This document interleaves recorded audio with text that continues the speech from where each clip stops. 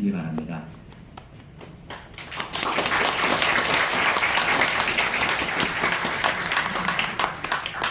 한번 기도하겠습니다.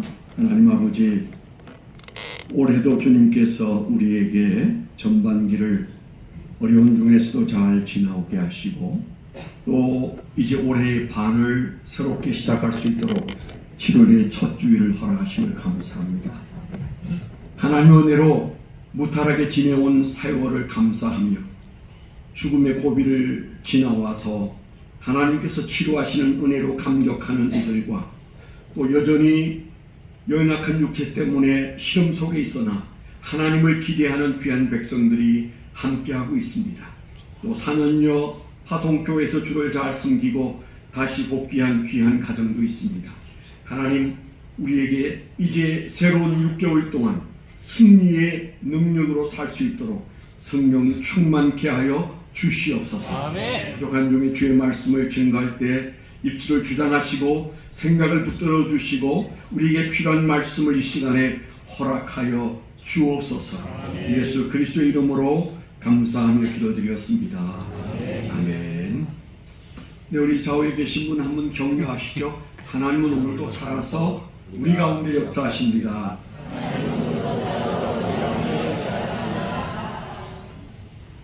네, 어느 교회에 초등학교 5학년 아들과 함께 낮 예배를 참석한 아버지가 교회를 떠나가면서 아들에게 물었습니다. 아들아, 오늘 목사님 설교 어땠어? 그랬더니 아들이 하는 대답이 걸작이었습니다. 아빠, 근데 10분이면 할 수 있는 말을 1시간 했어. 그랬다는 거예요.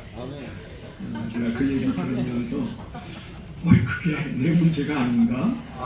그런 생각을 했습니다. 조금 길건 각오는 하셔야 될 것 같고요.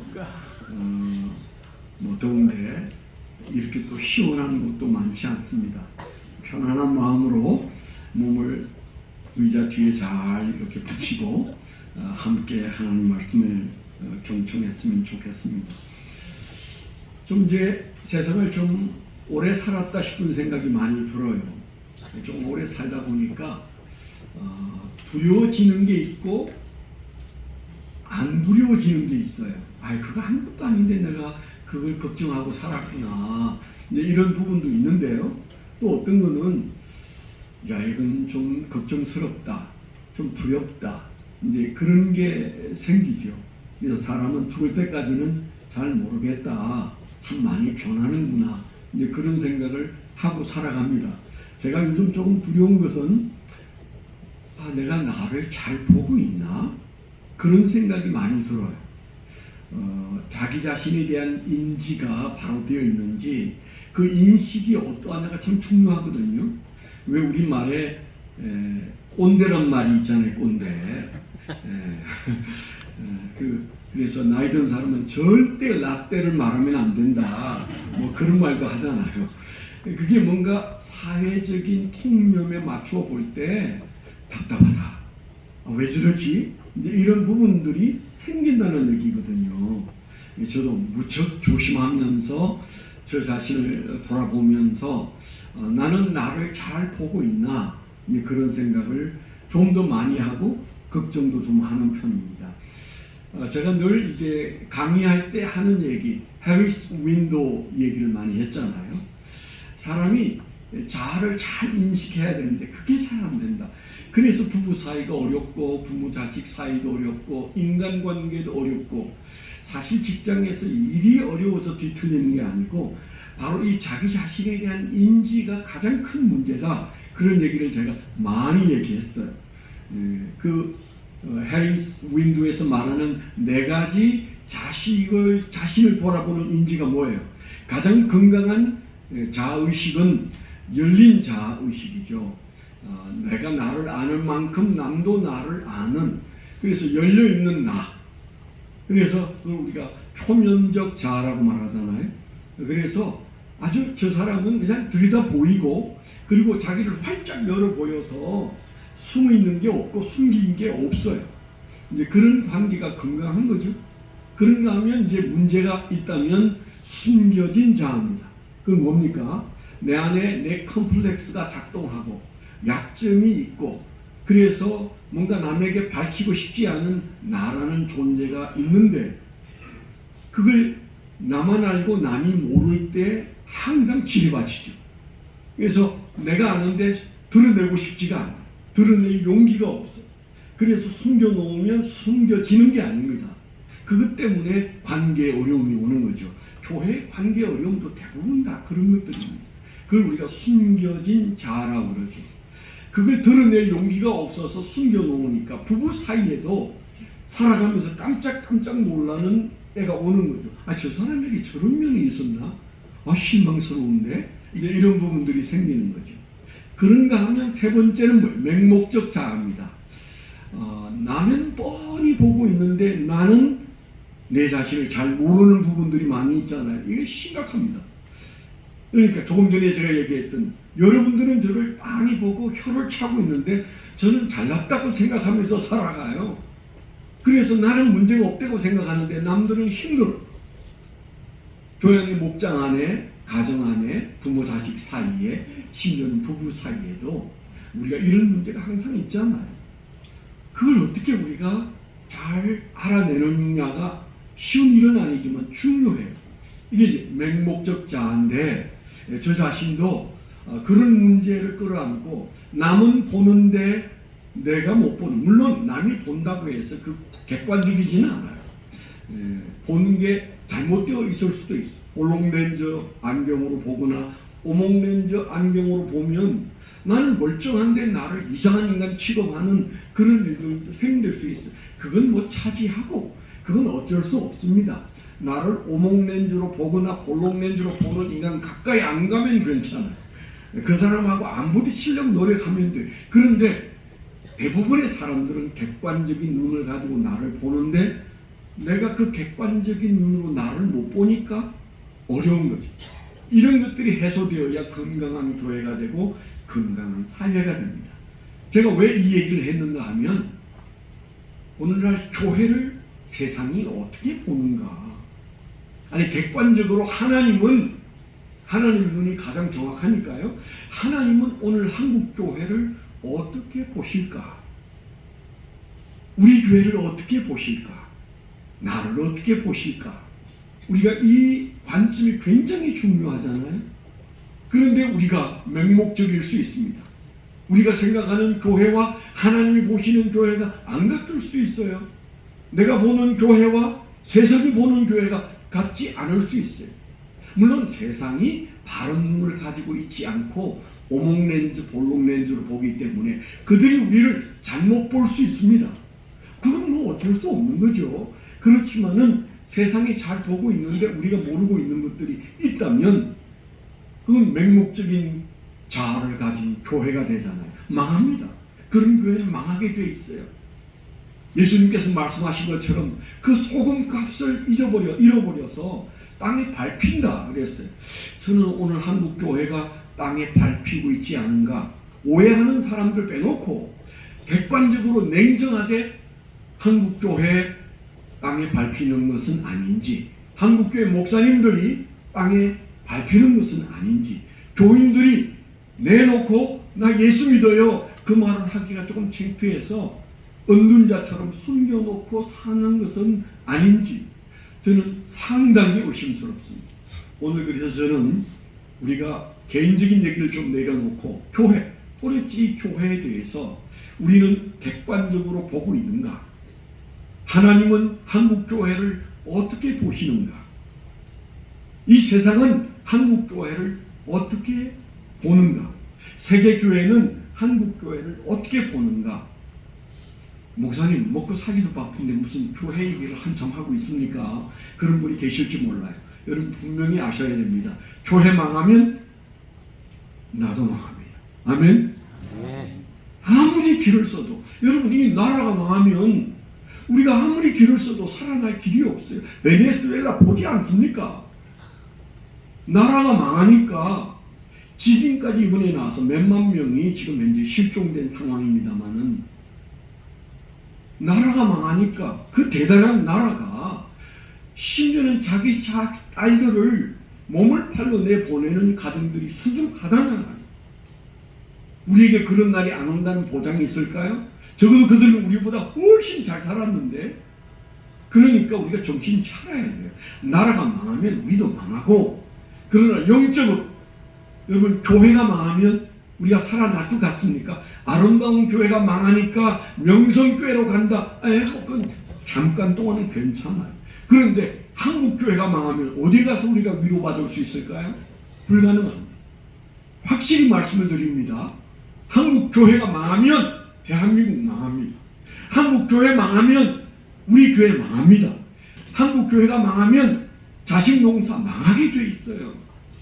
성경 도처에 예수님께서 하나님의 심판의 손이 나라에 들여져 있는 게 아니고 교회를 보고 결정하신다고 그랬어요. 세계 역사가 그렇습니다.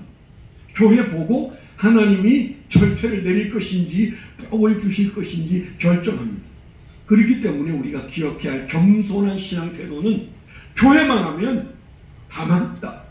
나라도 덩달아 망하고 가정도 망하고 내 인생도 돌아볼 것 없다. 우리가 그래야 여러분이 중요하게 여기는 가정과 교회 이 두 개의 균형을 유지할 수 있는 거다. 그러면 어떨까요? 한국 교회 어떻다고 생각하십니까? 저는 한국 교회 거의 망했다고 생각합니다. 여러분들은 조금 받아들이기 어려울 수 있어요. 저는 한국 교회가 회생 가능성이 몇 프로인지 짐작이 안 된다. 그런 생각을 가지고 교회를 보고 있습니다. 제가 예수를 오래 믿었잖아요.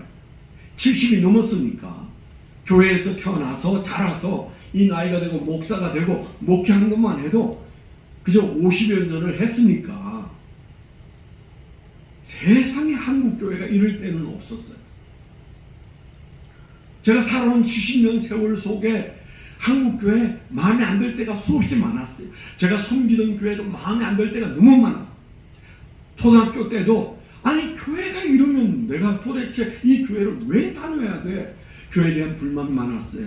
목사님, 장로님, 그리고 집사님, 선생님, 교회에 대한 불만이 많았어요.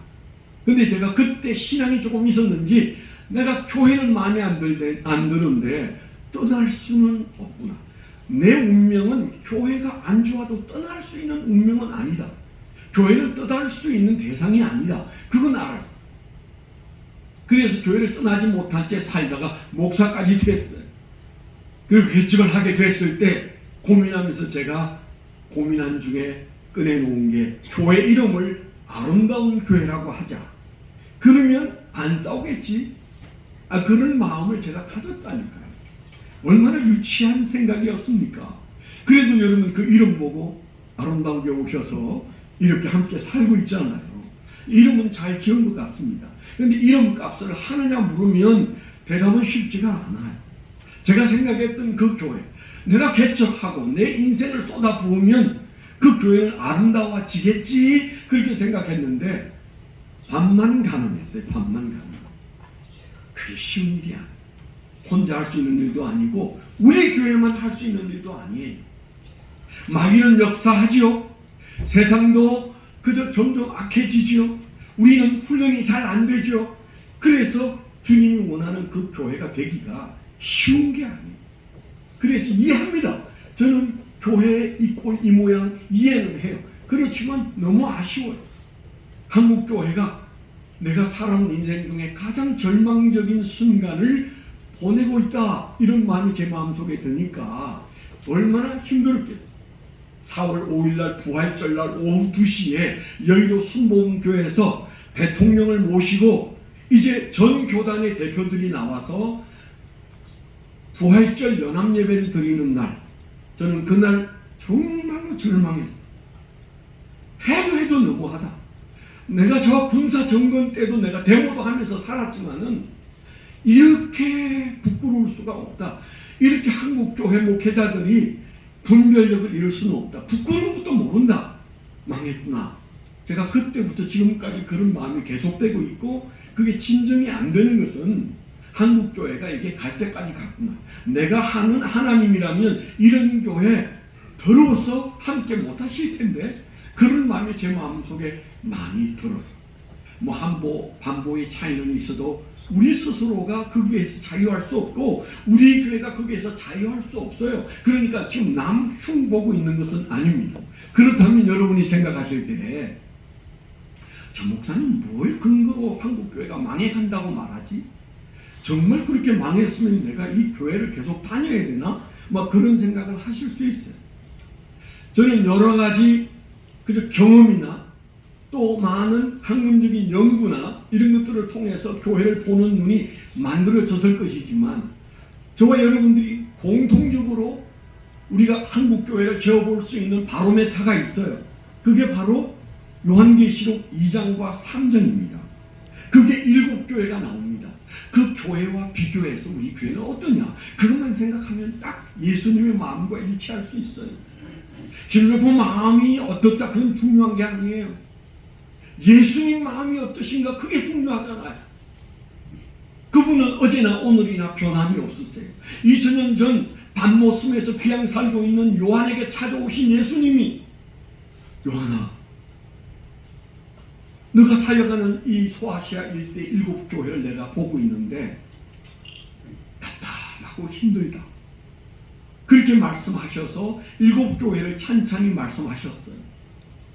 그러니까 그 7교회와 우리가 비교해 보면 오늘날 한국교회가 어디쯤에 있는지 알 수 있는 거잖아요. 첫 번째 교회는 에베소 교회였습니다. 한국교회가 에베소 교회에 비교해서 사랑이 있는가? 물어보세요. 예수님 뭐라고 말씀하셨어요? 에베소 교회 너희 잘했는데 이단하고도 잘 싸우고 열심히 한 거 내가 인정한다. 그런데 첫사랑을 버렸다. 나를 향한 사랑이 변질되었다. 사랑이 없는 너희들을 내가 계속 지켜보기 어렵다. 그렇게 말씀하셨어요. 어떻습니까? 오늘날 교회의 주님을 향한 사랑이 어떻다고 생각하세요? 오늘날 한국교회 수많은 목회자들이 예수님을 어느 정도 사랑한다고 생각하십니까? 장로님들과 집사님들과 교인들이 아니 교회의 다음 세대를 책임질 어린이들이 예수님을 사랑한다고 생각하십니까? 저는 에베소 교회 앞에 우리 교회가 그리고 한국교회가 부끄럽다 그렇게 생각합니다. 두 번째 교회가 서머나 교회입니다. 그들은 잘했지만은 뭐라고 말씀하셨어요? 그 교회가 핍박과 고난을 두려워했다 그렇게 말하고 있잖아요. 한국교회 지금 무엇을 두려워합니까? 하나님을 두려워합니까? 세상을 두려워합니까? 정권을 두려워합니까? 뭘 두려워한다고 생각하세요? 제가 볼 때는 오늘날 큰 교회 유명한 목사님들이 입 딱 닫고 그리고 아무 말 하지 않는 이유는 핍박과 고난을 두려워한다고 생각합니다. 실제로 그렇잖아요. 그거 아니라고 말하는 사람은 저한테 따지러 오세요. 제가 시간을 내어서 오늘 설교 시간에는 말할 수 없으니까 제가 보는 한국교회 왜 심각한지 무엇을 한국교회 지도자들이 두려워하는지 핍박과 고난을 두려워합니다. 우리 코앞에 핍박과 고난이 가까이 오니까 목사님들이 그리고 교회들이 조용합니다. 세 번째는 한국교회가 버가모 교회와 비교할 때 나은 게 있는가? 버가모 교회는 어떤 교회입니까? 이단의 가르침을 용납했어요. 전 세계 이단이 제일 많은 나라가 어딜까요? 당연히 대한민국입니다. 간단한 문제 아니에요. 우리가 예수 잘 믿는데 왜 이단이 그렇게 많이 만들어지고 있습니까? 왜 거기에 그냥 다 홀딱홀딱 넘어가고 있습니까?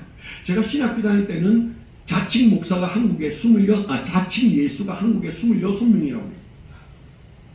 얼마 전에 어떤 분이 사실에 건강한지 몰라도 40명이 훌쩍 넘는다고 그랬어요. 이단이 활개치고 사는 세상 건강하지 않은 거예요. 두아디라 교회. 한국교회가 두아디라 교회와 비교했을 때는 어떤가? 두아디라 교회의 가장 큰 심각한 문제는 거짓 선지자를 허용했어요. 거짓 선지자. 발람의 가르침을 그들이 받아들였다고 성경에 되어 있잖아요. 거짓 선지자가 이 땅에 얼마나 많은지, 설교 잘하고 교회 크게 키우고 그래서 번듯한 교회인 줄 아는 어느 날 그 뒤를 열어보니까 사람도 아니에요. 사람도 아니에요. 도덕성이 땅에 있고 돈을 갈취하고 권력의 눈이 어둡고, 그게 뭐 이제 한두 개 있어야 문제죠. 어느 교회라고 말할 필요도 없는 심각한 문제가 얼마나 많은지 몰라요. 그냥 단적으로 말하면 총회장 한번 하려고 교회 돈을 끌어서 몇십억씩 끌어다가 그냥 총회장 한번 하려고 애를 쓰는 모습들을 여기저기에서 보면, 제가 얘기했잖아요. 제가 착하고 대단하다 이런 오해를 받을까봐 죄송하긴 한데, 저는 일찍 50대 초반에 총회장 안 하겠습니다. 내가 총회장 하려고 덤비면 탈하겠다고 여기십시오. 그 말을 철없이 한 때문에 총회장 한번 못하고 은퇴했습니다.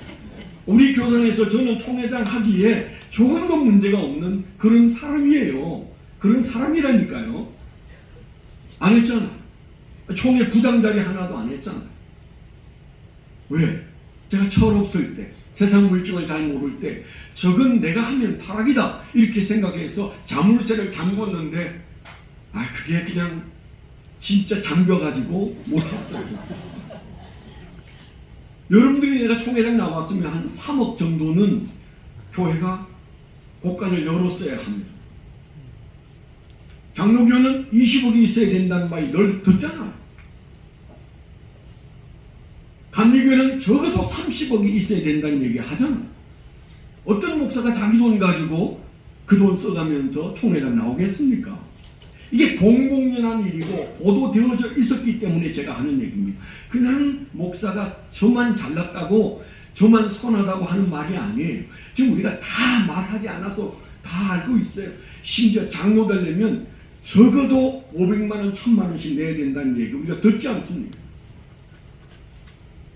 말이 안 되는 세상을 우리가 살고 있으면서 우리가 지금 그 초대교회 7교회와 비교하지 않는다면 우리는 정신 못 차리고 있는 겁니다. 5번째 교회가 어떤 교회입니까? 사대교회. 뭐라고 그랬어요? 너 사대교회는 살아있지만 죽은 교회다 그랬어요. 식물교회다 그랬어요. 분명히 살아있습니다. 그런데 주님의 눈에는 죽었습니다. 영적으로 죽어있는 교회를 우리가 볼 수 있기를 축원합니다. 우리가 봐야 돼요. 그래서 우리가 사대교회가 우리 이 시대의 한국교회와 비교했을 때 과연 우리는 더 나은 게 있는가? 저는 하나도 다를 게 없다. 오히려 더 심각할 수도 있다. 그런 생각이 듭니다. 6번째 교회가 빌라델비아 교회인데, 이 교회는 작지만 애를 쓰긴 했지만은 사실은 힘이 없는 교회다. 그러면 교회가 힘을 잃어버린다는 것은 심각한 거예요. 우리 한국의 초대교회에서는 정말 적은 소수였지만은 그러나 한국 사회에 소금의 역할을 했습니다. 3.1 만세 사건에서도 우리가 잘 알잖아요. 무려 크리스찬이 16명이었다는 얘기는 너무너무 놀라운 얘기입니다. 근데 지금 우리의 영향력은 어떻습니까? 힘이 있습니까? 힘이 없습니다. 지금 국회 교회 해체법을 발의해 놓고 있어요. 눈치만 설설 보고 있습니다. 교회를 국가가 해체할 수 있다. 그래서 벌써 시범도 보였어요. 어떤 목사님들 수갑 채워서 감옥에 집어넣기도 하고. 그래서 실험은 끝났어요. 반응만 좋으면 바로 통과할 그런 상황에 있습니다. 교회를 나라가 해체할 수 있는 세상에 그런 나라 공산주의 국가 외에는 없는 거예요. 그런 간큰 짓을 할 수 있도록 한국 교회가 어떻게 하고 있습니까? 오히려 그들을 부추기는 대형교회 목사들도 있다는 사실. 7번째 교회가 어떤 교회입니까? 라오디게아 교회. 오늘 우리가 읽었던 본문의 말씀입니다. 그들의 심각한 문제는 뭐였어요? 예수님, 우리가 예수를 믿는데 예수님이 우리와 함께 계시니까 불편해요.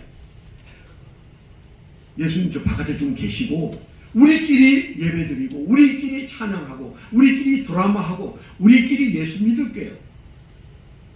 그래서 예수님이 바깥에서 문을 두들기고 있다. 그 그 얘기잖아요. 라오디가 교회는 예수 없이 예수 믿는 교회입니다. 더 이상 예수 필요하지 않다. 예수가 있으니까 예수 믿는 게 너무 불편해. 말이 됩니까? 그런데 그 말이 되는 교회가 라오디가 교회고, 그 교회와 비교하면 하나도 나은 게 없는 게 현대 교회입니다. 우리가 두려워야 돼요. 우리는 예수님을 바깥에 내보내고 예수 믿는 것은 아닌지, 우리끼리 예수 없이 예수 믿는 것은 아닌지, 하나님 없이 하나님을 믿는 것은 아닌지 돌아보아야 됩니다. 만약 그 지경일 때 어떻게 될까요? 예수님은 어떨까요? 너희가 미치거나여 내가 토하고 싶다. 오늘 성경에 있었잖아요. 내가 너희를 토하고 싶다. 속이 내 시끄러워서 내가 견딜 수 없다. 예수님이 그 교회를 토해내고, 그 교회는 예수님이 불편해서 문 밖에 쫓아내고, 그게 라오디가 교회의 실상이었어요. 심각하지 않아요? 끝에 와 있지 않아요? 그래서 7개 교회 중에 라오디가 교회는 정말 끄트머리에 와 있는 교회인데, 오늘날 한국 교회가 그 끄트머리에 와 있는 것은 아닌지 우리 자신을 돌아봐야 합니다. 저는 라오디가 교회에 비교해도 조금도 다를 게 없는 그런 교회가 아닌가, 그런 생각을 합니다. 그들의 특징은 뭐예요? 미지근했어요. 온도가 딱 썩기에 좋은 만큼의 미지근한 온도였어요. 신앙은 온도예요. 뭐가 어려워요? 내 신앙이 지금 정상인지 비정상인지, 잘하고 있는지 복받은 만한지, 아니면 주님의 징계가 내 앞에 있는지 뭘로 따집니까? 여러분의 신앙 온도를 재보면 됩니다. 누가 재줘요? 자기가 잴 수 있어요. 아니 지금 이 순간에도 가슴에 손을 들면 여러분의 신앙 온도를 스스로 잴 수 있습니다. 뜨겁습니까? 끓고 있습니까? 미지근합니까? 내일 썩을 겁니다. 아니 썩었을 수도 있어요. 한국 교회 미지근하다 못해서 여기저기 썩은 냄새가 나는 그런 현실 교회를 보면서 우리가 미지근했구나. 전 세계인들이 열정의 교회라고 칭찬하고 한국 교회 정말 열심을 보여야 된다, 그렇게 한 때가 있었는데 지금 그런 말 듣습니까? 못 듣습니다. 기도원 다 문 닫았어요. 금식 안 합니다. 제가 오산리 금식 기도원에 금식하러 갔다가 울었다니까요. 앉을 자리가 없던 그 오산리 금식 기도가 폐허가 됐어요. 사람이 없어요. 하루에 4번 예배 드리는데 사람이 안 모여서 방송하고 방송해도 사람 몇 명 없어요. 가보세요. 좀 금식하러 좀 가십시오. 그 자리를 좀 채워보셔요. 심각합니다. 라오디가 교회는 미지근할 뿐만 아니고 부끄러운 줄 몰랐다고 그랬어요. 부끄러운 줄 몰라. 홀랑 벗고 길을 걸어 다니면서도 내가 벗었다고 생각하지 않는 인간들이 바로 그 라오디가 교회였어요. 어떻습니까? 오늘날 한국 교회가 부끄러운 줄 압니까? 가슴을 찢으면서 우는 교인들이 얼마나 됩니까? 왜 없겠습니까만은 대부분은 이렇게 믿으면 잘 믿는다고 생각하고, 이렇게 좋은 시설에서 이런 좋은 찬양을 부르면서 이런 멋있는 목사님의 설교를 들으면서, 제가 그렇다는 얘기가 아니에요. 유명한 목사님들 쇼가, 그런 쇼가 없어요. 얼마나 재미있게 설교를 잘 하는지. 재미가 신앙인가요? 그런 의미에서 오늘날 우리가 부끄러운 줄 모르고 눈병이 나서 앞을 보지도 못한다고 해요. 분별력을 잃어버렸어. 분별할 능력이 없어요. 눈병 났다고 그랬잖아요. 여러분 영안은 열려 있습니까? 한국 교회가 영안이 열려서 시대를 잘 읽고 있다고 보십니까? 저는 눈병 난 한국 교회라고 생각합니다. 착각 속에 사는 한국 교회, 자기 만족에 빠져 있는 한국 교회, 총체적으로는 예수님을 교회 밖으로 몰아내고 문 두들기게 만든 교회, 이게 한국 교회라면 라오디가 교회보다도 하나도 나을 게 없는 거죠. 그러면 성도 여러분, 우리가 이런 때 뭘 해야 돼요? 어떻게 해야 돼요? 도대체 이 작은 교회, 이 작은 소시민들이 예수를 믿는데 우리가 위대한 목사도 아니고 위대한 교회도 아니고 잘 지어진 교회도 아닌 이 새빵살이하는 교회가 도대체 뭘 할 수 있느냐? 여러분 그런 생각 드십니까? 아닙니다. 주님의 눈은 분명히 아름다운 교회를 향하여 있을 줄 믿습니다. 저와 여러분들을 보고 계실 줄 믿습니다. 숫자는 의미가 없어요. 여러분 숫자 많은 교회 옆에 살아봤잖아요. 그 교회가 어떻게 변질되어 가는지도 보았잖아요. 뭐 우리라고 변질 안 한 건 아니지만 그러나 우리가 눈 뜨고 잘 보았습니다. 숫자 아무 의미 없습니다. 건물 아무 의미 없습니다. 헌금 액수 아무 의미가 없습니다. 사람입니다. 그런데 그 사람이 앞도 못 보고 자기 만족에 빠져 있다면 그거 어떻게 해결해야 돼요? 오늘 라오디게아 교회를 향해서 주님께서 뭐라고 말씀하셨어요? 너희가 해야 할 일이 있다. 뭐라고 말씀하셨어요? 불로 연단한 검을 사서 부유해져야 되는데 내게 와서 불로 연단한 검을 사라. 무슨 말씀이에요? 예수님이면 충분하다는 얘기입니다. 예수님에게 길이 있다는 말이에요. 그래서 너희가 문을 열면 내가 너에게로 들어가서 너와 함께 다시 시작해 보겠다. 이 말씀을 하시는 겁니다. 흰옷을 내게 사서 입어서 부끄러움을 가려야 된다. 그렇게 말씀하셨어요. 안약을 사서 발라서 볼 수 있어야 된다. 이게 뭐냐? 이게 회개다. 그렇게 말씀하셨어요. 여러분 회개 없는 신앙은 신앙 아닙니다. 아니 내가 뭐 특별히 죄 지은 게 없는데요. 아니요. 죄 지은 게 없건 있건 영적으로 껴있으면 주님의 눈으로 죄가 보이고 문제가 보이고 내 문제가 없다면 이 세상의 문제가 내 문제로 느껴지고 지구 반대편에 있는 나라의 문제가 내 문제로 느껴져서 눈에서 눈물이 나게 돼 있어요. 그리스도인은 이 세상에 사는 동안 울게 되어 있고 울어야 합니다. 주님의 심정에 들어오면 울 수밖에 없습니다. 그런데 우리 안에 회개가 일어나지 않는다. 이건 우리가 고장나 있다는 증거고 문제가 있다는 증거고 다시 주님께로 돌아가야 된다는 증거예요. 안약을 써서 영분별을 할 수 있어야 되고 영안이 열려야 되고 부끄러움을 예수의 피로 갈아야 되고 그리고 우리가 주의 크신 은혜의 말씀으로 믿음을 다시 견고하게 하는 그런 놀라운 역사가 일어나야 되는데 여러분 우리가 수양이가 코앞에 있습니다. 수양이를 쉬러 간다고요? 저도 그렇게 생각했다가 설교를 준비하면서 이거 말이 좀 잘못됐다. 그 앞에 블랭크가 있다. 쉬러 가는 게 아니라 힘이 없어서 주님 앞에 우리가 수양회를 가는 건데 그런데 말이 비슷하지만 자세가 중요하구나 이런 생각을 했어요. 사실 제가 오늘 설교를 뜬금없이 넉 달 만에 하게 된 이유가 뭔지 아십니까? 지난주에 목사님이 저에게 목사님 이번 다가오는 주일날 설교 한번 하시죠. 그래서 안 한다고 했잖아. 내 아내가 너무 싫어하는데 나 설교 안 해. 내가 그랬군요. 두 가지 이유가 있다고. 하나는 미국 갔다 오셔서 교인들에게 인사차 한번 설교를 하셔야 되지 않느냐 그런 얘기 했고요. 두 번째는 수양에 동원을 좀 해야 되는데 목사님이 좀 거들어 주셔야 될 것 같습니다. 그래서 제가 그거 틀린 말은 아닌 것 같다.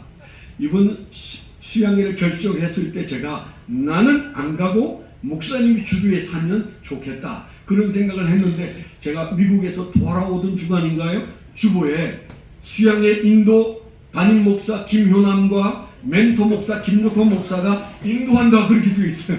그래서 이게 뭐야? 이건 내가 꼽다시 갈 수밖에 없네 그랬는데 사실은 그 두 가지 이유 때문에 제가 오늘 설교를 수락을 했습니다마는 이게 기도하면서 준비하는 가운데 설교의 방향이 바뀌어버렸어요. 그래서 동원령을 내리는 설교를 해야 되는데 그래서 사실은 교회가 이래서는 망한다라는 생각 때문에 제가 엉뚱한 설교를 길게 했습니다. 그래도 목사님이 주문한 얘기를 붙여놔야 되잖아요.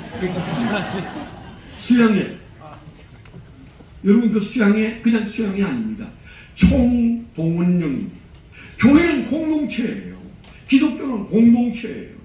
내 혼자 잘 믿어가지고는 아무것도 안 돼요.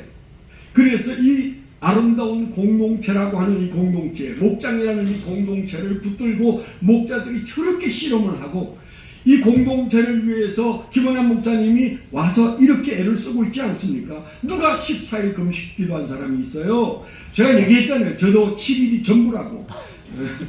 그런데 14일 금식 기도할 때 저는 이렇게 살이 쪄서 아니 14일이 아니라 20일 금식해도 저는 뭐 거뜬할 것 같은데 불면 넘어갈 것 같은 몸을 가지고 14일을 했잖아요.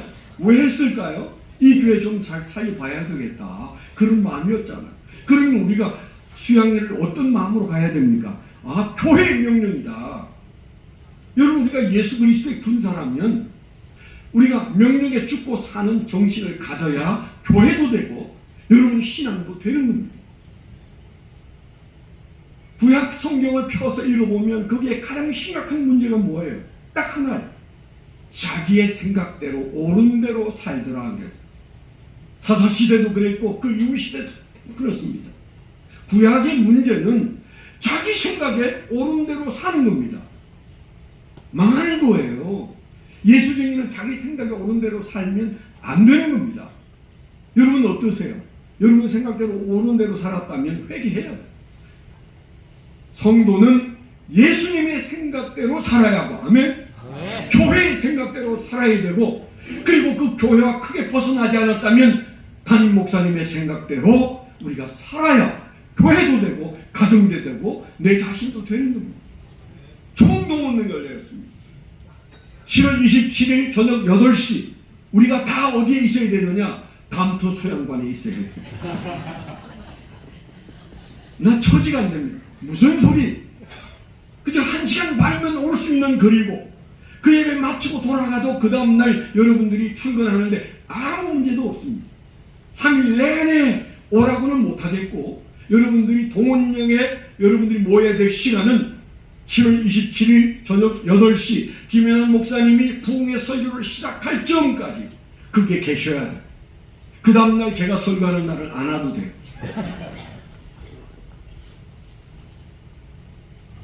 이 동원은 우리가 뭔가 마음을 같이 하고 한국교회를 위해서 기도해야 내가 살고 우리 가정이 살고 우리 교회가 살고 이 나라가 산다. 망해가고 있구나. 교회가 망해가면 나라는 덩달아 망하게 돼 있어요. 나라가 잘 돼서 교회가 잘된 그런 나라는 단 한 군데도 없습니다. 찾아보세요. 기독교 역사에. 그 나라가 부강해지니까 교회도 부흥하고 은혜스럽게 되다. 없어요. 반대로 나라는 엉망진창인데 독재가 횡행하는데 교회가 정신 차리니까 그 나라가 살아나더라. 수십만. 그래서 나라의 국기에 십자가를 붙인 나라들이 그렇게 많은 거예요. 한국 교회 이렇게 해야 합니다. 저와 여러분이면 충분합니다. 우리가 이 마음 붙들고 주님 앞에서 열심으로 나아가는 그런 이 여름이 되기를 축원합니다. 우리 한번 기도하실 때 주님 앞에 주님 어쩝니까 이 나라 이 교회 대한민국의 교회가 한때는 왕성했는데 성령이 떠나시고 예수 없이 예수 믿으려고 하는 우리의 잘못된 신앙을 고쳐주십시오. 살려주십시오. 우리가 딱 30초만 함께 기도하도록 하겠습니다. 기도하겠습니다. 네 아버지 하나님 주여 우리에게 오늘 귀한 주여 주의 말씀을 주시옵소서. 라오디가 교회가 어떻게 부끄러웠는지 우리에게 보여주셨습니다. 하나님 우리가 그들 앞에 좀더 당하는 것이 없습니다. 하나님 우리 살려주세요. 한국교회 살려주세요. 한국교회가 살아 이 나라가 살게 하시고 한국교회가 살아서 이 나라가 온전해지게 하여 주옵시고 부정과 부패가 지나가고 부정 선거가 사라지고 하나님이여 주여 온전한 나라 되게 만들어 주시옵소서. 주여 이 나라 살려주세요. 이 나라 이 교회 살려주세요. 우리 가정들을 살려주세요. 우리 심령을 살려주세요. 부흥시켜주세요. 성령 충만하게 하세요. 은혜가 있게 하여 주시옵소서. 하나님께서 우리를 끌어주실 줄 믿습니다. 하나님 아버지 못난 한국교회를 불쌍히 여기고 하나님 우리 곁을 맴도시는 성령님께서 우리를 붙잡아 일으켜 주심으로 다시 주님 앞에 은혜 갚는 교회, 나라, 가정, 우리 심령 되게 하여 주시옵소서. 예수 그리스도의 이름으로 감사하며 기도드렸습니다. 아멘.